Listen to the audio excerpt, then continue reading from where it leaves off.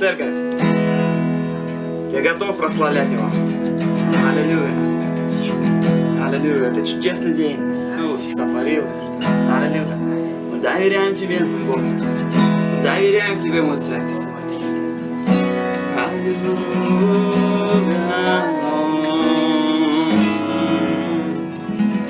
Иисус, Ты победитель.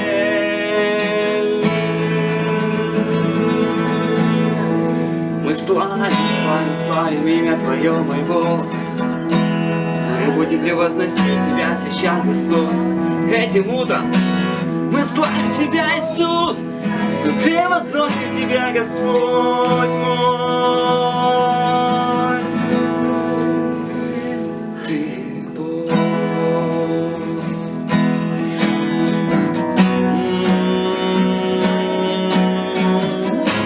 Ты Царь мой, Господь. Ты Господин жизни моей. Иисус. Ты Бог, знающий все сердца от начала и до конца.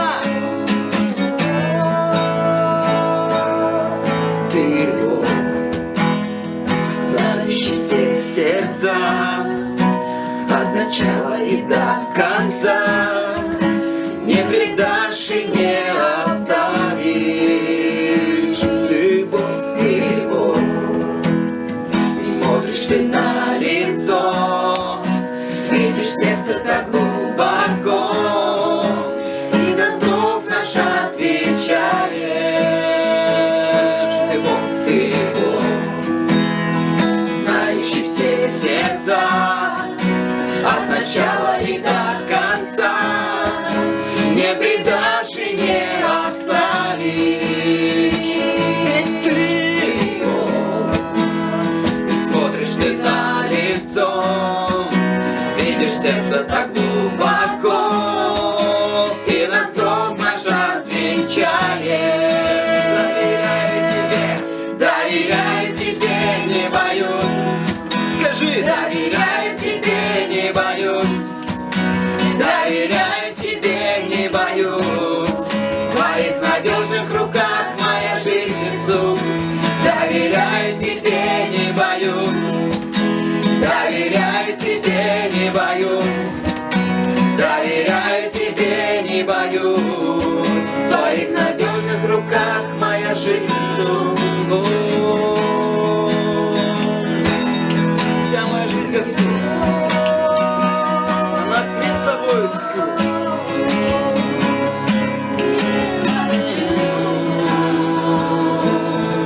Ты Бог, знающий все сердца от начала и до конца.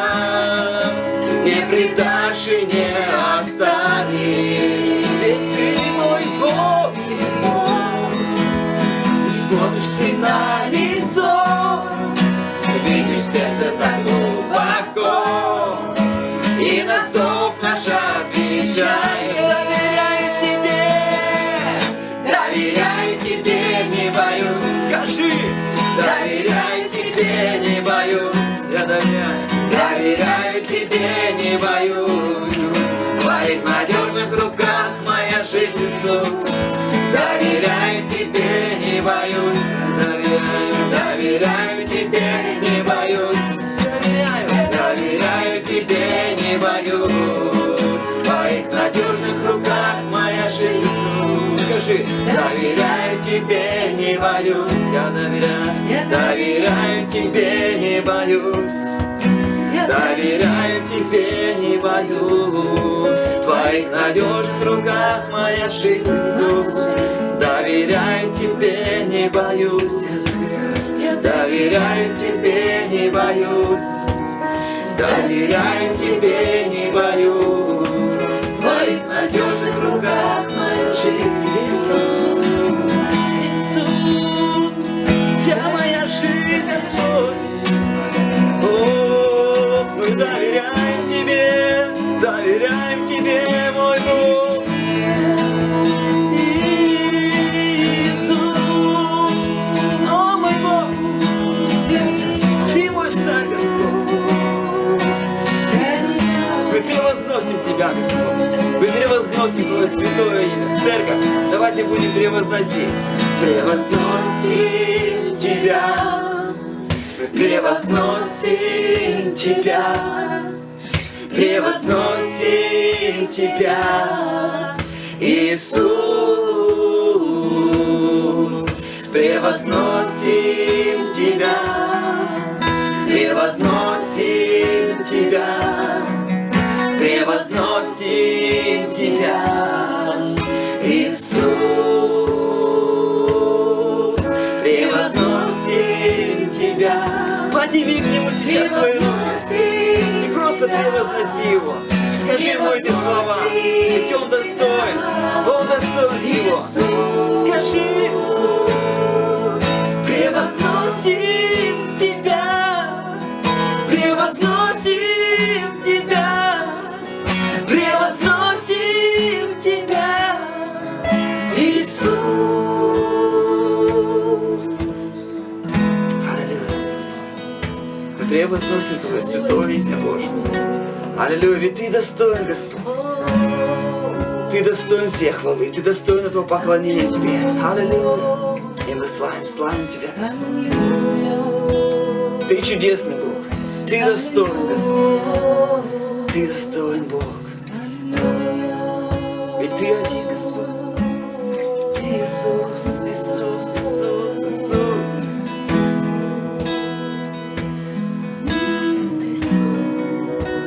Аллилуйя.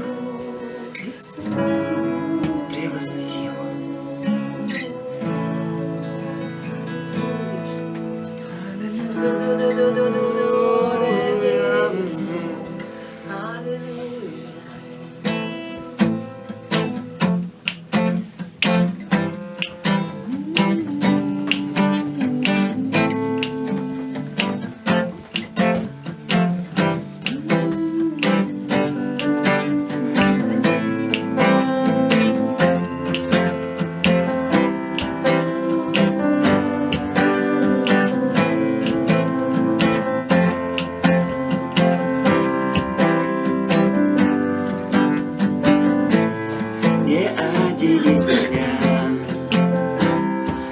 Если скроюсь я, любовь Твоя верна.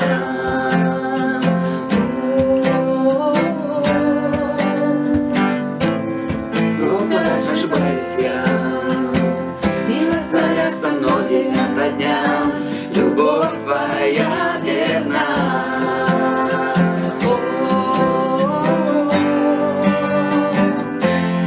Ты остаешься мне верным.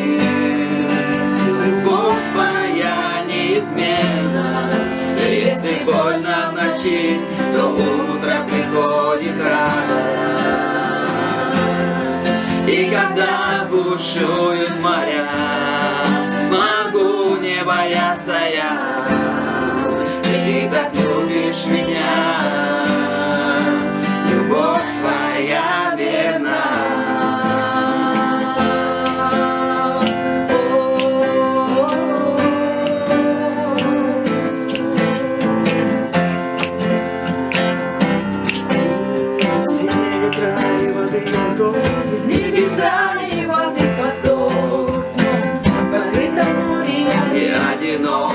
Любовь Твоя верна.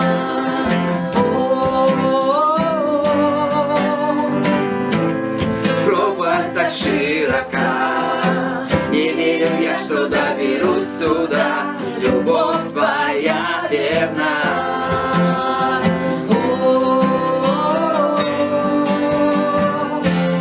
Ты остаешься неверным. Любовь Твоя неизменна. И если больно в ночи, то утром приходит радость. И когда бушуют моря, могу не бояться я. И Ты так любишь меня, любовь Твоя верна.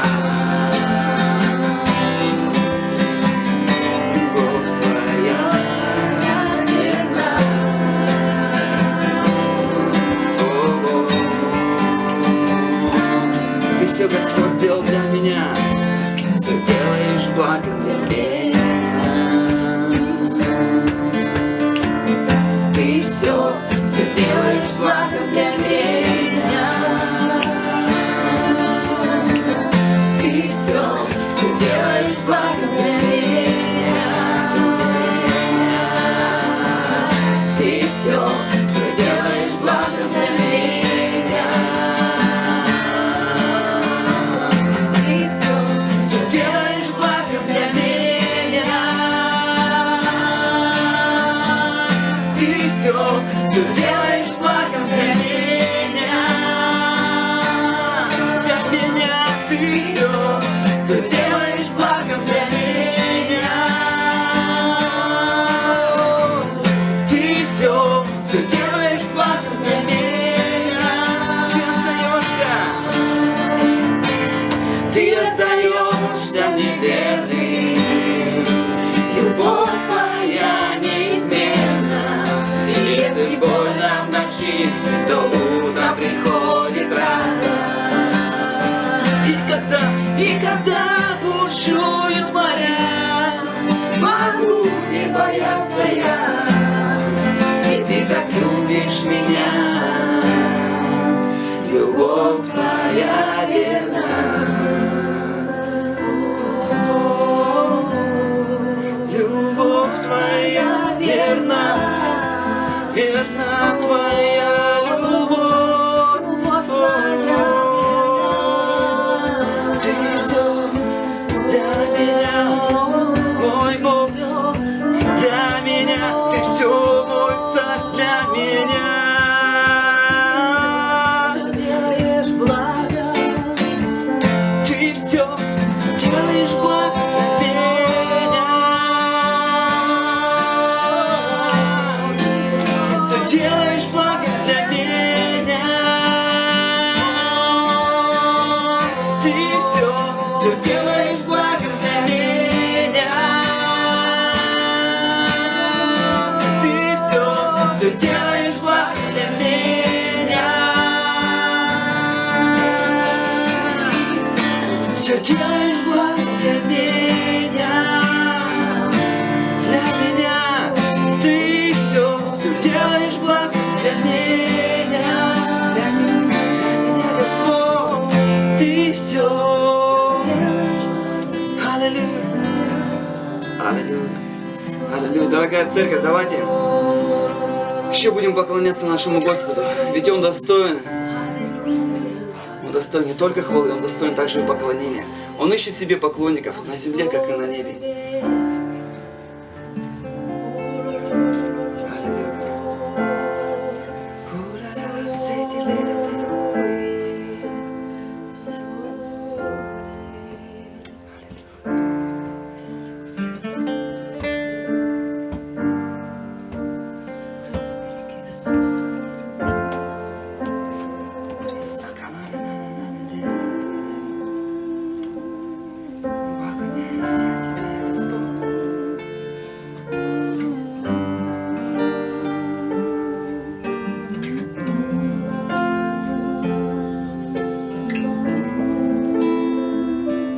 Боже, мы ищем Тебя, Господь. Мы отдаем сейчас свои сердца Тебе. Мы поднимаем свои руки, Господь. Лишь Тебе. Мы желаем, Господь, поклоняться только Тебе одному, Господь. Тебе одному я служу. Тебе одному, Господь, я поклоняюсь. Я отдаю все Тебе, Иисус. Только одно звучит во мне. Только одно пою Тебе. Только одно звучит во мне. Только одно пою Тебе. Только одно звучит во мне. Только одно пою Тебе.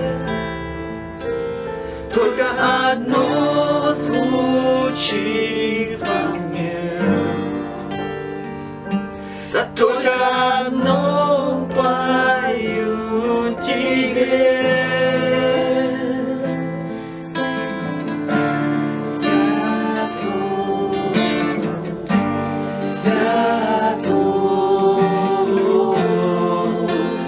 Бог всемогущий,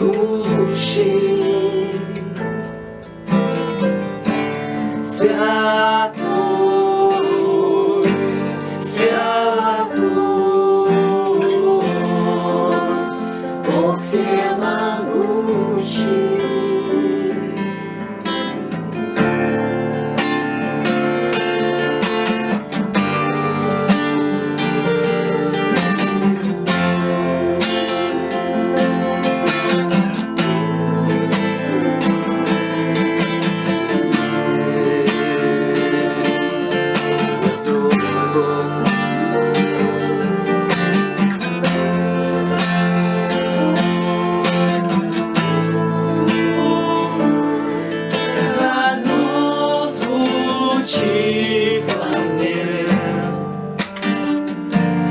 Только одно пою тебе, только одно звучит во мне, только одно пою тебе,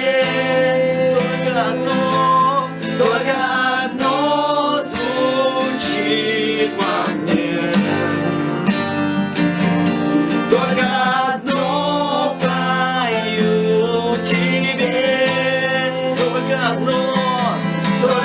одно звучит во мне.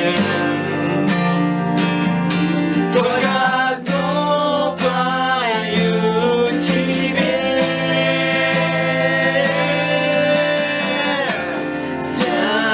Святой, святой, Бог всемогущий,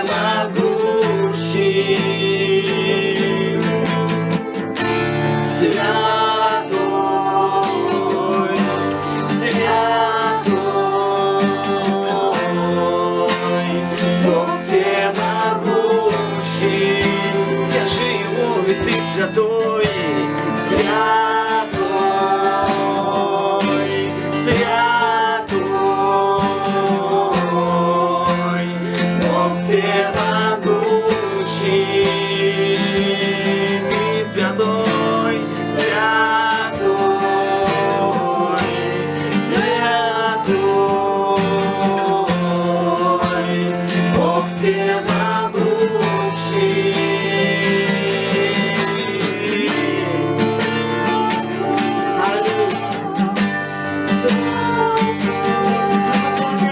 Иисус, Бог всемогущий.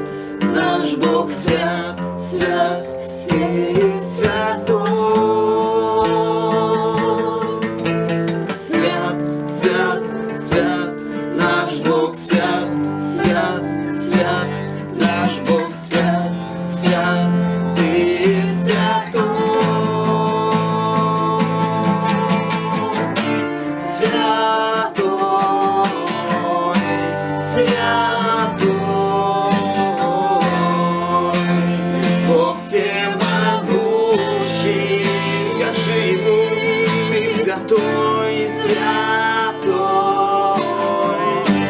святой, Бог всемогущий. Аллилуйя, Бог мой, святой, святой, Бог всемогущий. Аллилуйя.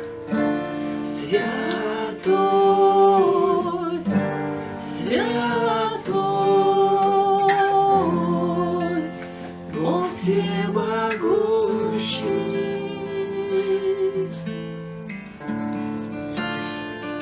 Аллилуйя, Бог.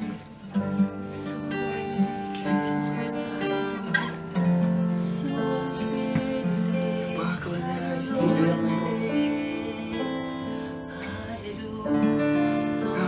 Аллилуйя, Бог. Аллилуйя, Царь. Иисус, я поклоняюсь Тебе, Бог. Ведь нет другого Бога, нет другого имени под небом.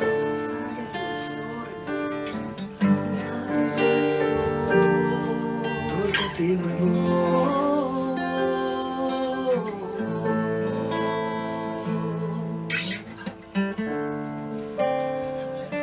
Только Ты, мой Царь.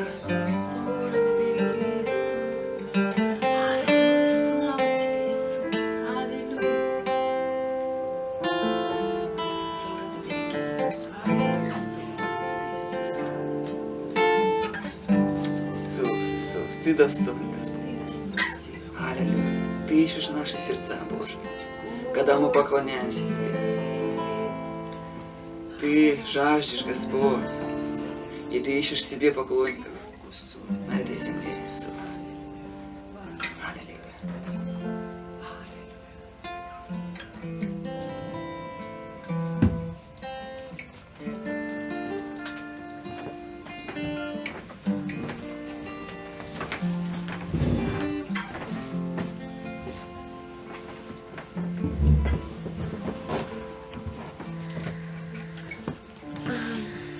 Дорогая церковь, всем здравствуйте. И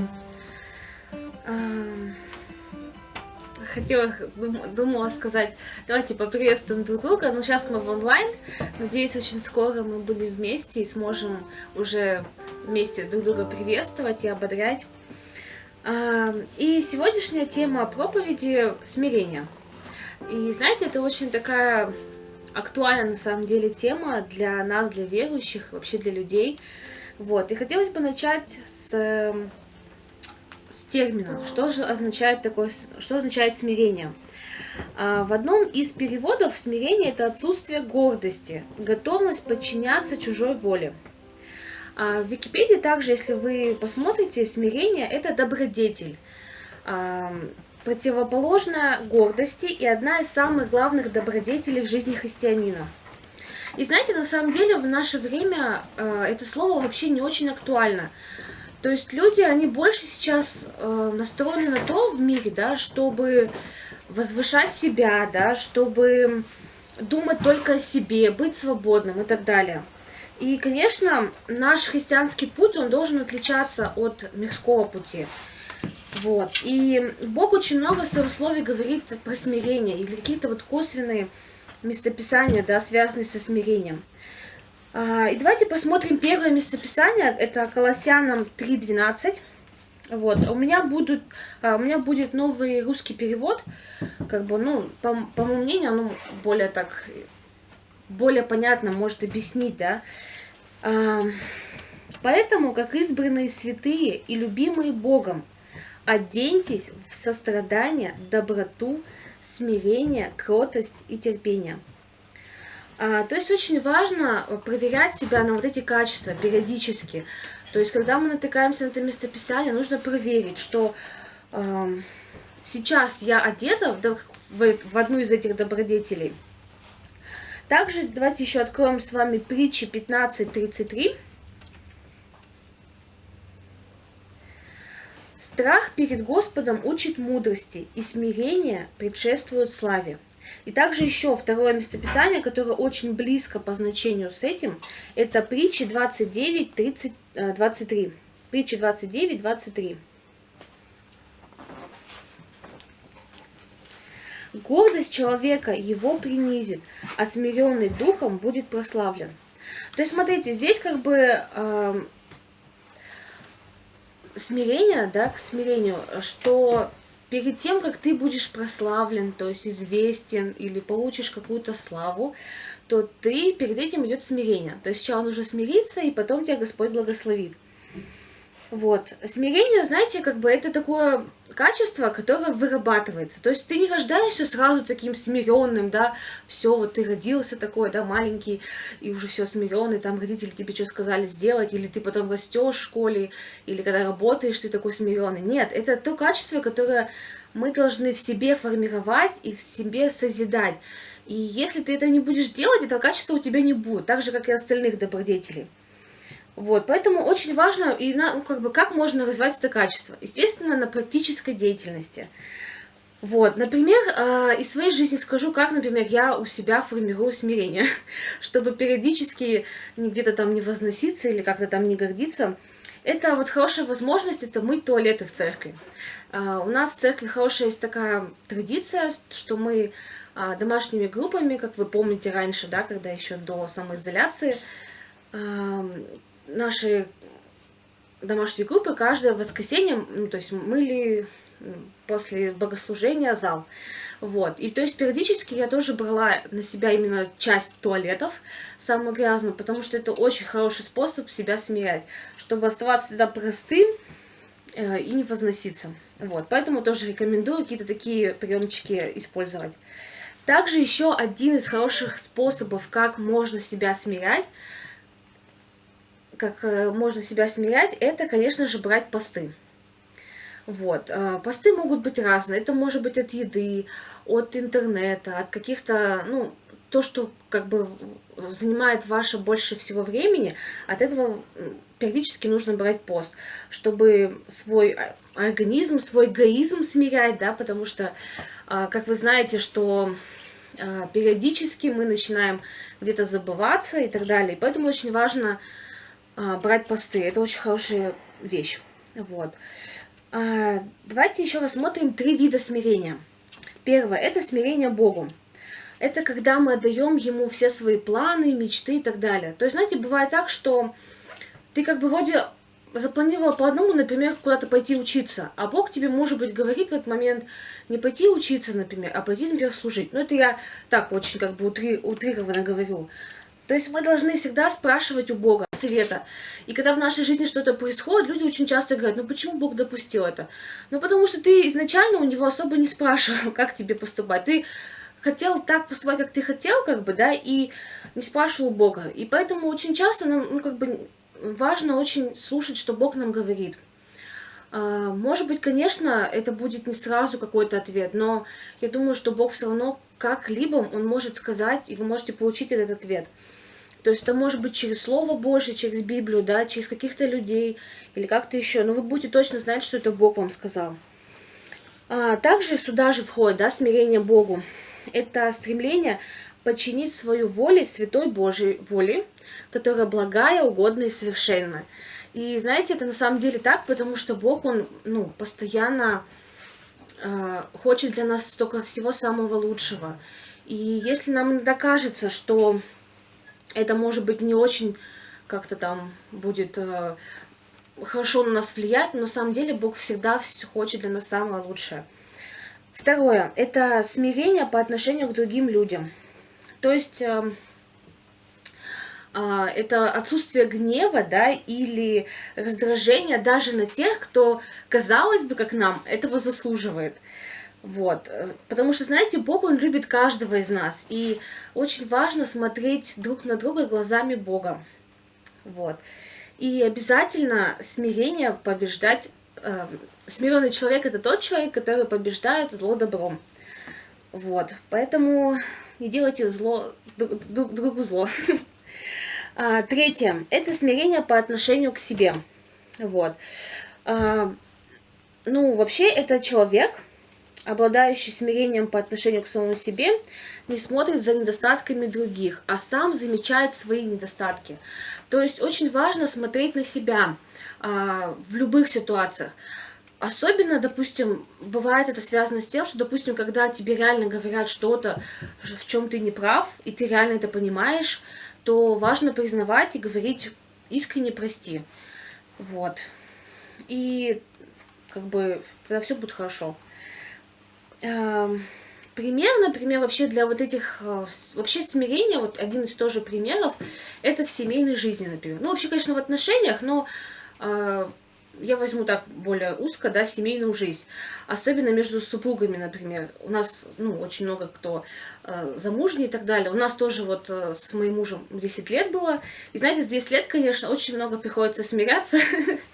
Вот. Но с каждым годом, знаете, отношения, они становятся лучше. И ты как бы, они становятся качественнее, да, и если вообще мы будем смиряться друг с другом, да, если мы будем уступать, да, если мы будем уважать, то, знаете, у нас будет меньше ссор и больше будет счастливых браков. И вообще отношений. Это касается не только именно семейных, это касается вообще любых отношений между там подчиненным и работодателем, там, да, между лидером и членом церкви, да, и вообще, да, любых отношений это касается между там братом и братом. Вот, если мы будем больше смиряться, то в нашу жизнь это принесет больше благословений. И давайте еще откроем с вами 1 Петра, 5 глава, 5 и 6 стих. Вы же, молодые, подчиняйтесь старейшинам. Здесь, конечно, первая часть говорится такого больше к молодым. И все будьте смиренны по отношению друг к другу, потому что Бог противник гордых, но смиренным Он дает благодать. Поэтому смиритесь под могучей рукой Божией, и Он возвысит вас в свое время. Но знаете, это местописание не только относится к молодым, оно относится вообще ко всем нам, да, потому что, опять-таки, здесь идет, знаете, если вот будете замечать те местописания, которые мы брали до этого, что смирение, как бы, оно идет рядом с гордостью. То есть очень легко себя проверить. Если ты где-то ты начал замечать, что стал каким-то гордым, да, каким-то, может быть, надменным, не думаешь о других, да, потому что гордость это больше она связана с эгоизмом, да, вот. И если ты начал замечать это в себе, или даже, может быть, люди тебе начали об этом говорить, то очень важно смотреть в свое сердце, да, вот. И хорошее здесь также идет обетование, да, что Господь, Он обязательно возвысит в свое время, да. То есть не так, что, конечно, ты вот сейчас тут такой посмеялся там, да, все это, а потом раз, и Бог тебя на следующий день возвысил. Нет, это работает не так. Это, знаете, как сеяние и жатва. Не всегда это работает сразу. Иногда это работает сразу, но иногда это работает через какое-то время, ты потом будешь получать эти плоды хорошие. Вот.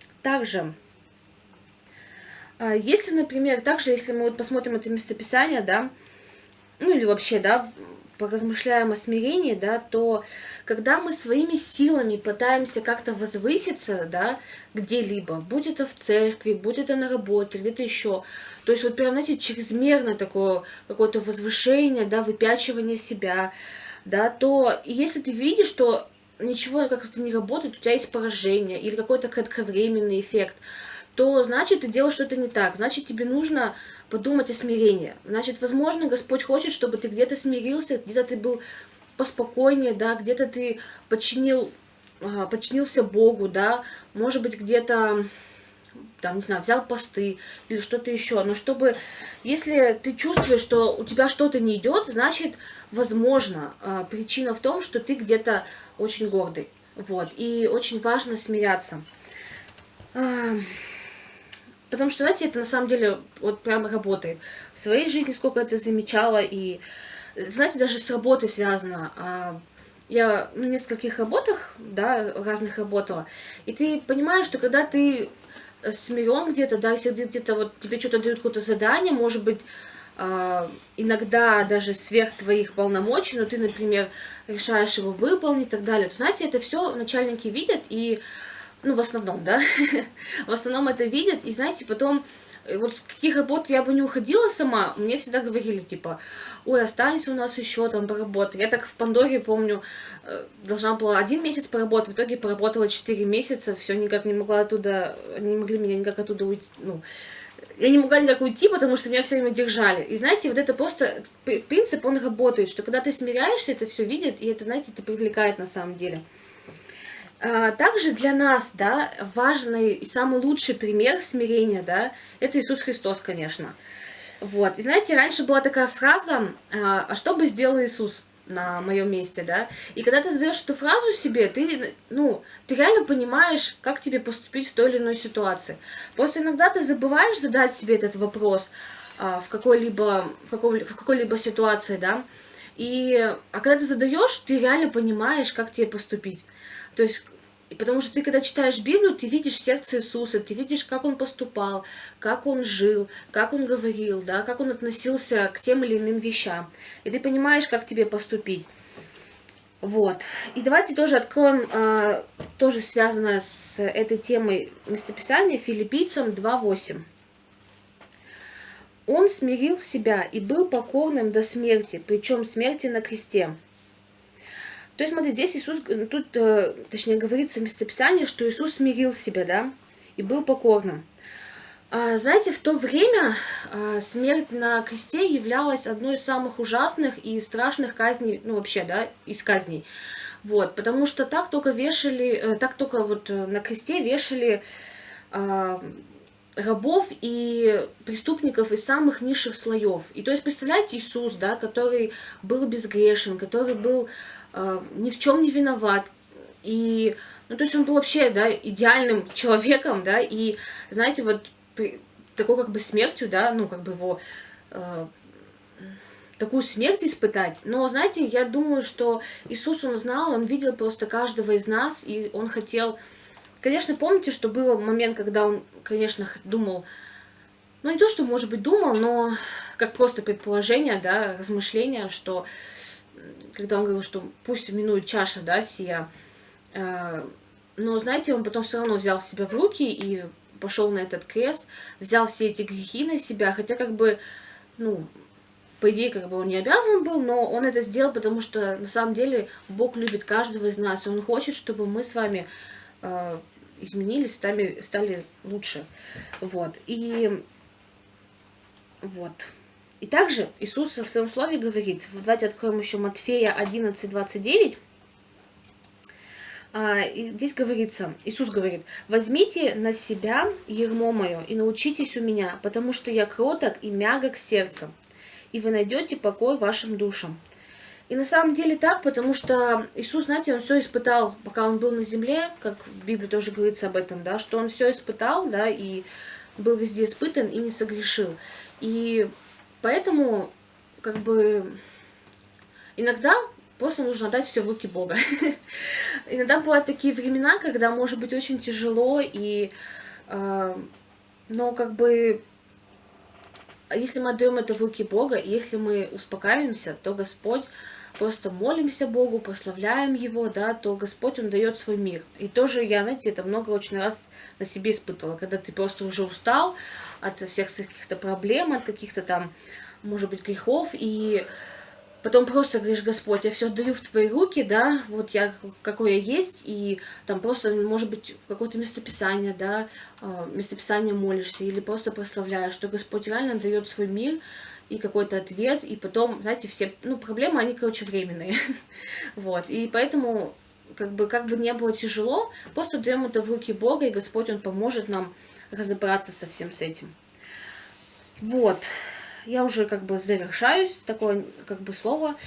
И в заключение давайте еще раз такими 4 тезисами, да, ну как выделила, чтобы было запомнить, да, лучше.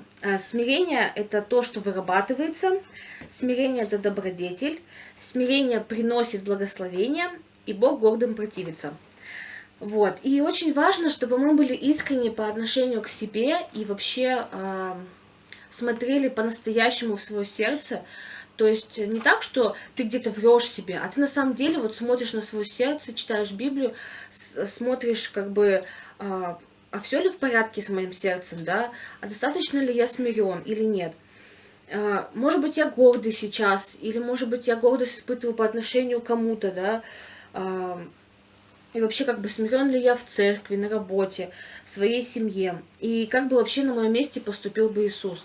И когда мы вот эти вопросы будем сами себе периодически задавать, то мы с вами будем в правильном направлении, и очень, как бы, это важно.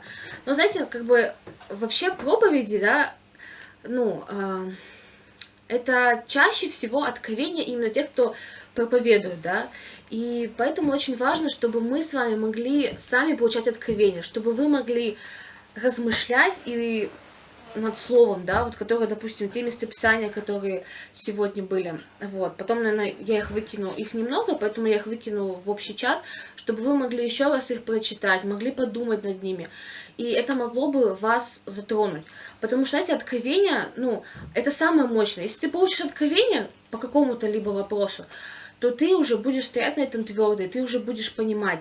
И это очень классно, когда ты получаешь откровение и стоишь на этом. Поэтому просто благословляю вас, и давайте мы помолимся, чтобы это слово работало в нашей жизни, и чтобы мы на самом деле были смиренными друг с другом, с Богом и сами по отношению к себе. Давайте вместе склоним голову и помолимся. Дорогой наш Небесный Отец, Господь, мы благодарим Тебя за Твое Слово, Господь, за Библию, в которой мы можем черпать, Господь, Твои сокровища. Спасибо Тебе, Бог, что Ты помогаешь нам, что Ты обчесываешь нас, Господь, что Ты показываешь нам, где нам нужно меняться. И мы просим, Господь, чтобы в нашей жизни было больше смирения, Господь, чтобы было больше Тебя в нашей жизни. Отец Небесный, дай нам откровение насчет этой темы, насчет добродетелей вообще. Помоги нам просто разобраться, каких добродетелей не хватает нам, и работать, Господь, над своим характером. Мы просим, Господь, чтобы Ты помог каждому из нас и направил каждого из нас. Мы благословляем просто всех, кто сейчас подключен, кто не смог подключиться. И просим, Господь, чтобы Дух Святой, Ты работал с каждым из нас и вкладывал свои откровения в нас. Мы благодарим Тебя, наш Бог. Просто слава и хвала Тебе за все и за этот день. Спасибо Тебе, наш дорогой Небесный Отец. Аминь. И пусть Господь благословит вас. И приглашаем Саву Савича. Добрый день, братья и сестры. И мы хотим сегодня, получается, первое воскресенье месяца, и мы, как по традиции, делаем хлебопреломление. И давайте просто приготовьте свои сердца. И давайте перед тем, как принять вечерю, мы просто будем в присутствии Господнем, мы будем прославлять Господа, Его кровь и Его тело. Слава Господу. Будем поклоняться.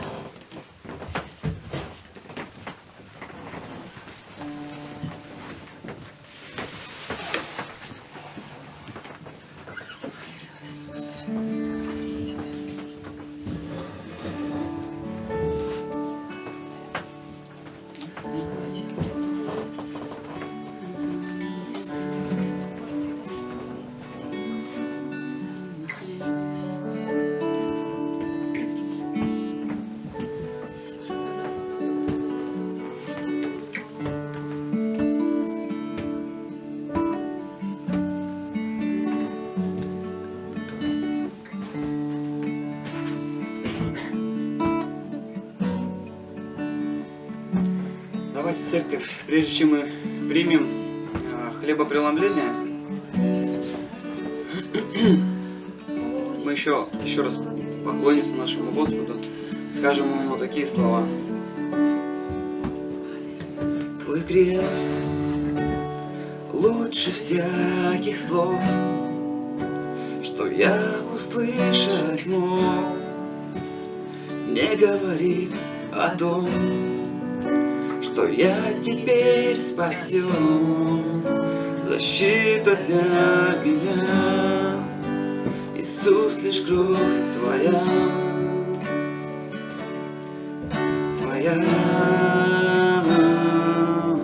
Твой крест лучше всяких слов, что я услышать тьму не говорит о том, что я теперь спасен.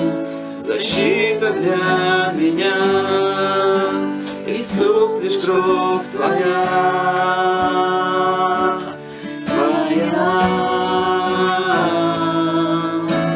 что вину мне может смыть, вновь что может исцелить. Ничто, но только кровь, ничто, но только кровь Иисуса.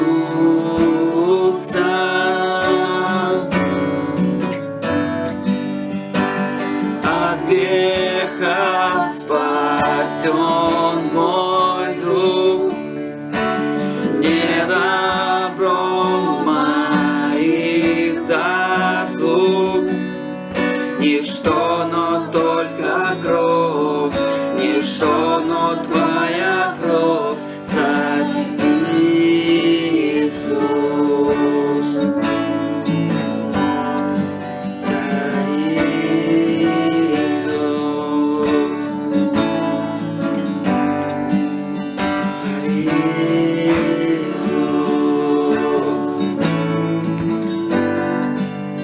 Твой крест говорит мне вновь о любви Отца, смелость мне дает смотреть в Его глаза.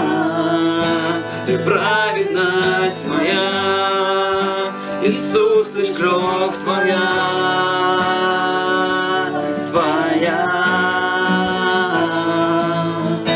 что вину мне может смыть, но что может исцелить. Ничто, но только кровь, ничто, но только кровь Иисуса. От греха, от греха, от греха спасен мой дух. Не добром, не добром моих заслуг. Ничто, но только кровь, ничто, но Твоя кровь, Царь Иисус. Что вину мне может смыть, но что может исцелить. Ничто, но только кровь, ничто, но только кровь Иисуса.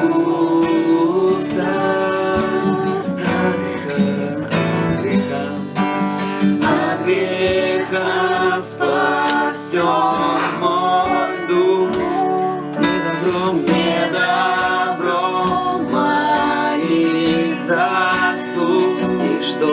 Ничто, но только кровь, ничто, но Твоя кровь, Царь Иисус.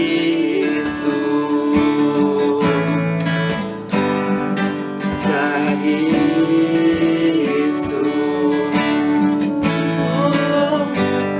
Царь Иисус. Царь Иисус. Царь Иисус. Кровь Твоя, Господь, кровь Твоя омыла меня, очистила меня от всякого греха. Кровь Твоя омыла меня, очистила меня от всякого греха. Кровь Твоя омыла меня, очистила меня от всякого греха.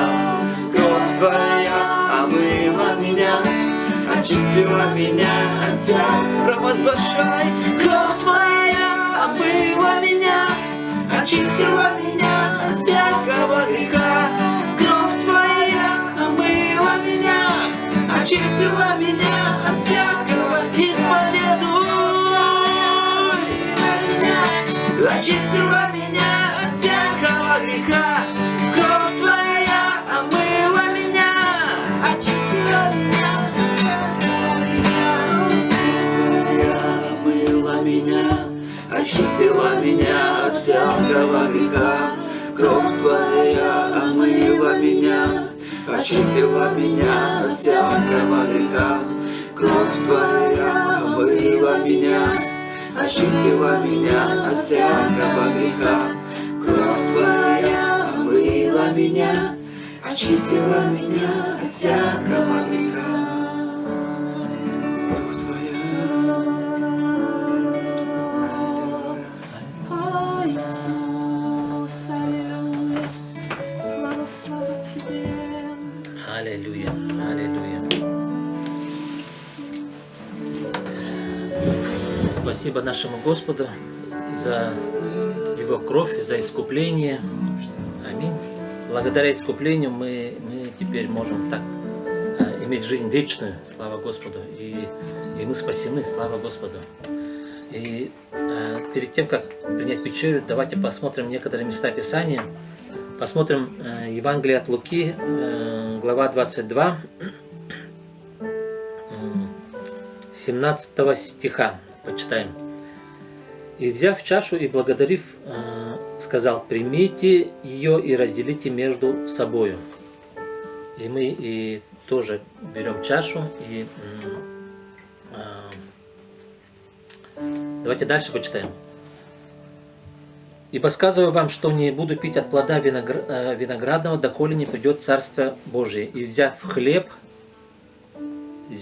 и благодарив, преломил и подал им, говоря: сие есть тело мое, которое за вас предается, сие творите в мое воспоминание». Слава Господу, спасибо, Господь, за чашу и за тело Иисуса Христа.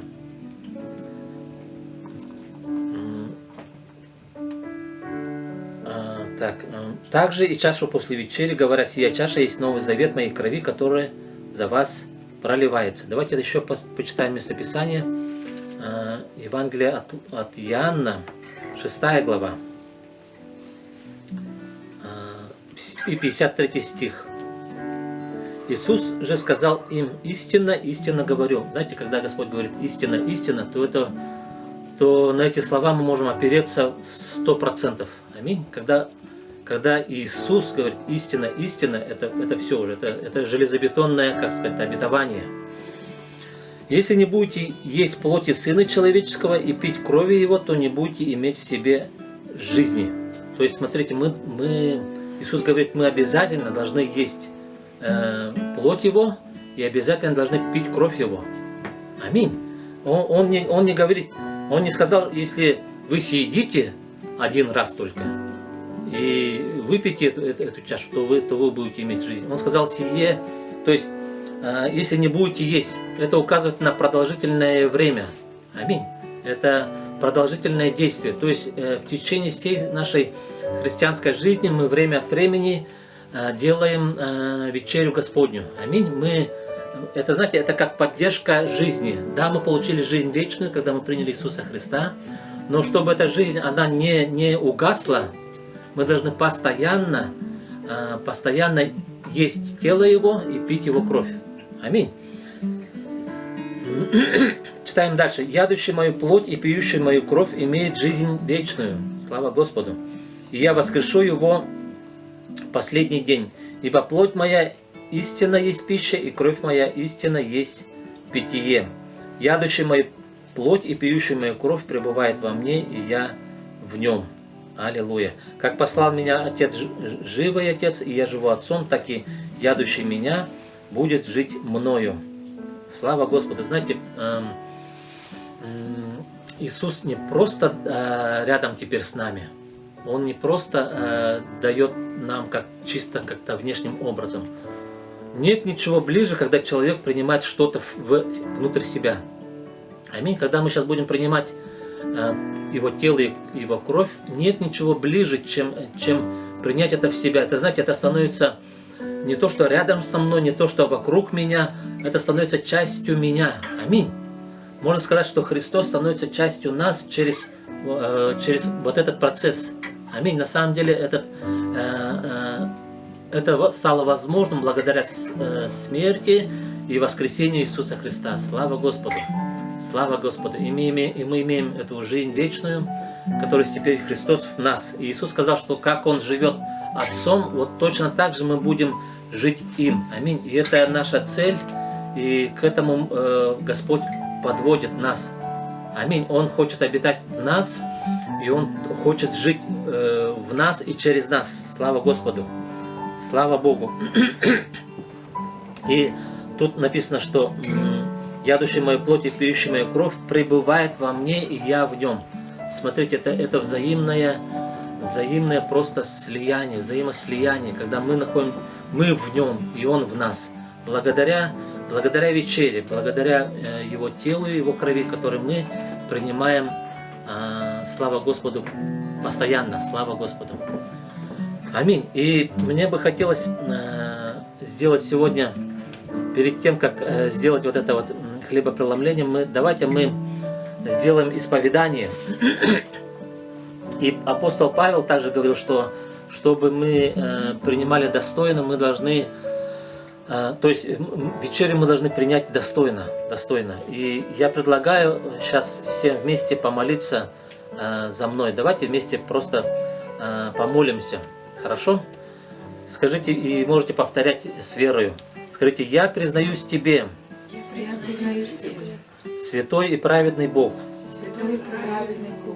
что я часто согрешаю в мыслях, словах и делах. Я не всегда любил Тебя, больше всего другого. Не любил ближнего,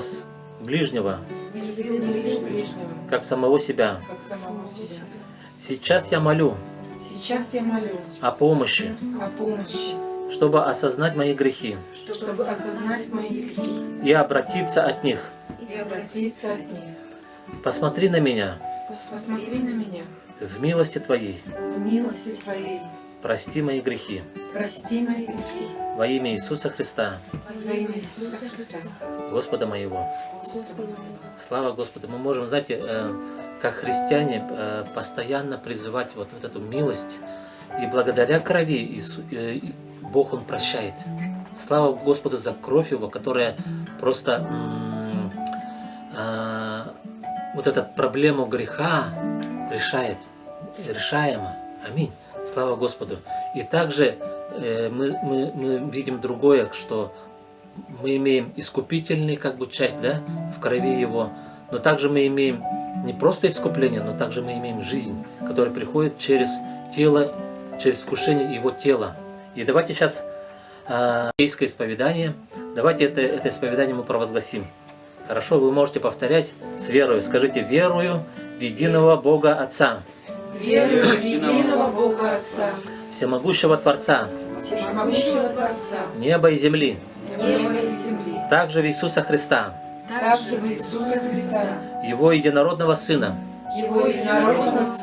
и нашего Господа, который был зачат Духом Святым, который страдал во времена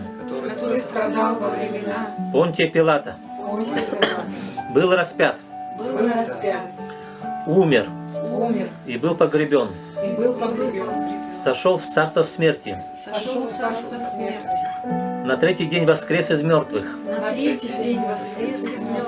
вознесся на небо, верую также в Святого Духа, Святую Соборную Церковь, собрание святых, прощение грехов, воскресение мертвых и вечную жизнь. Аминь. Аминь. Слава Господу. И тогда вы можете взять тело Иисуса Христа, и вы можете взять кровь Иисуса Христа, и верою вместе, в единстве, в Духе мы принимаем тело Иисуса и кровь Его. Слава Господу. Аминь. Аллилуйя.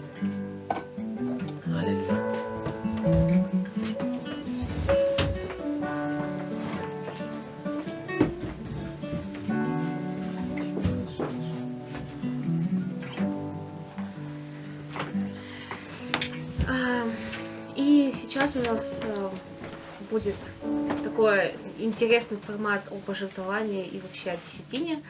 Вот, приглашаю Людмилу Евгеньевну и Владу.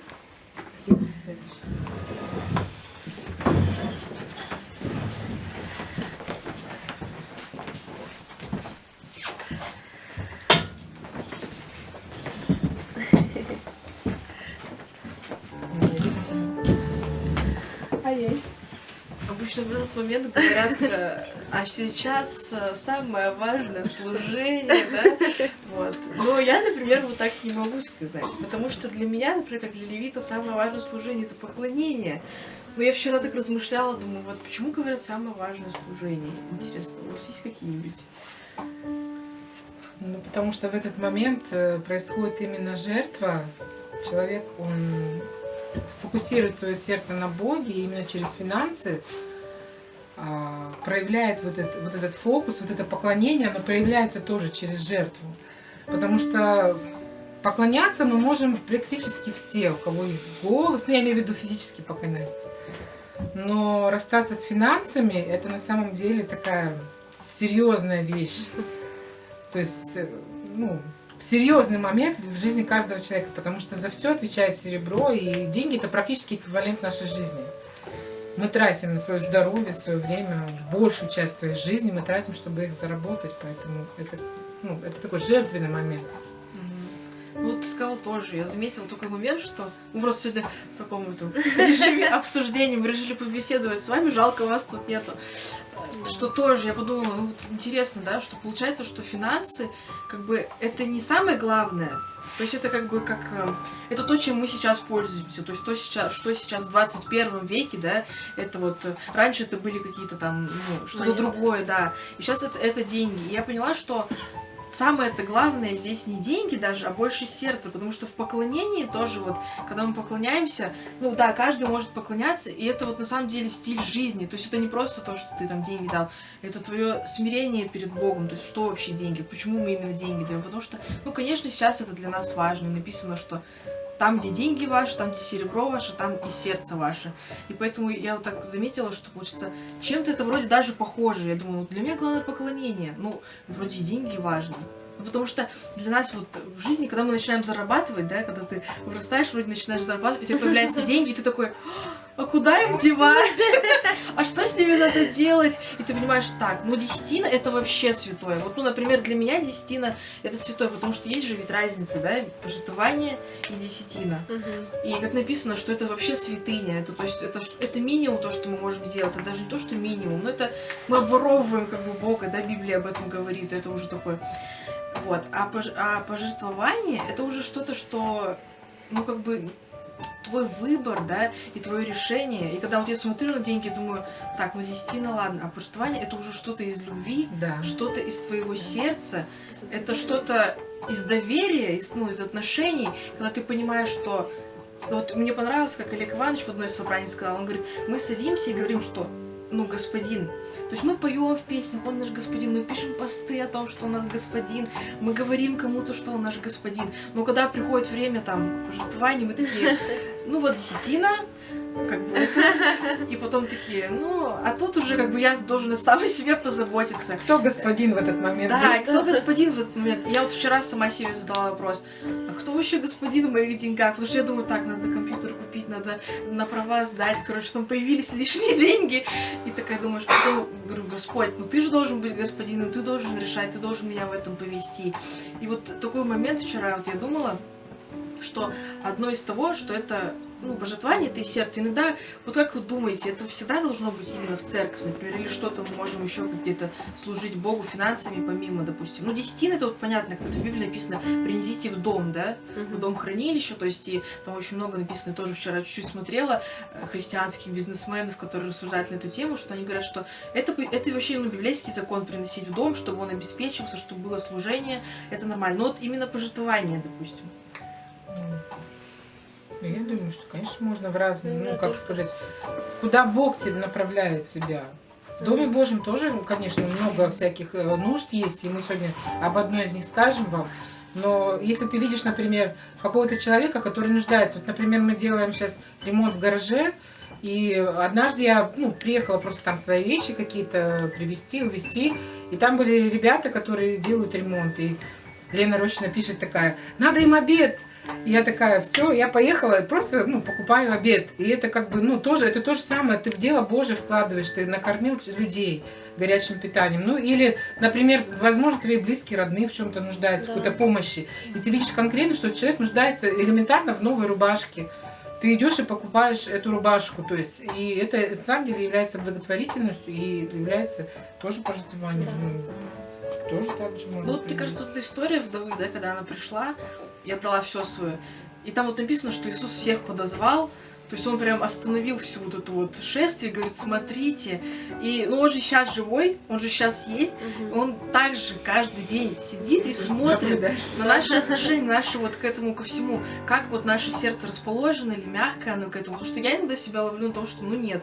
Я прям иногда так, я слышала вот такую мудрую вещь, что если видите, что кто-то старается, кто-то работает, кто-то что делает, там мало получает, или просто, благословите тоже, или что-то помогите. Те, кто выпрашивают, конечно, это мудрость вообще должна быть. И моя Сефора говорит: если меня попросят, я им куплю булочку какую-нибудь. Я говорю: мудро уже наставили ее. Но вот в этом плане, думаю, что Бог, Он реально удивляется тоже нашим каким-то вещам. Он, наверное, увидел: вау, Леонелла, там, что я, например, удивилась. Я говорю: ты за свои деньги купила им обед? Да что, тебе никто не вернет? Она такая: да нет.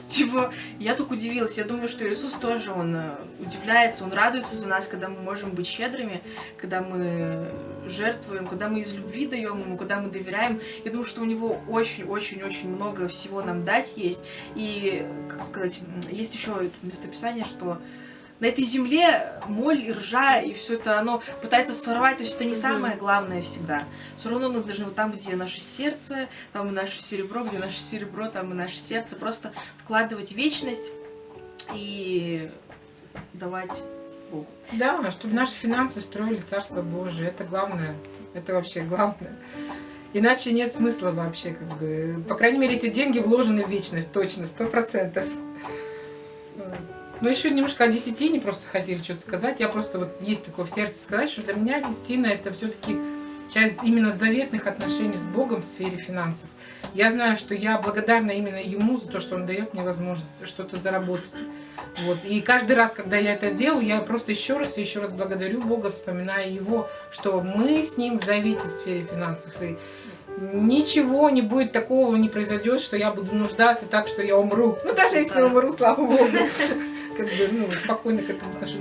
Это заветные отношения. Для меня это так.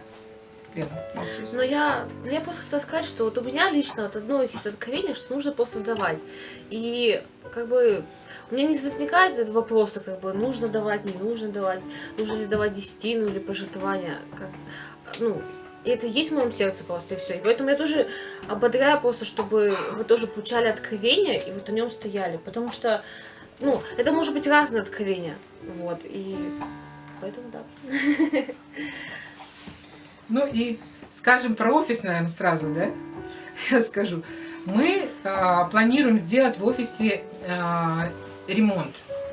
Хотим сделать здесь отопление.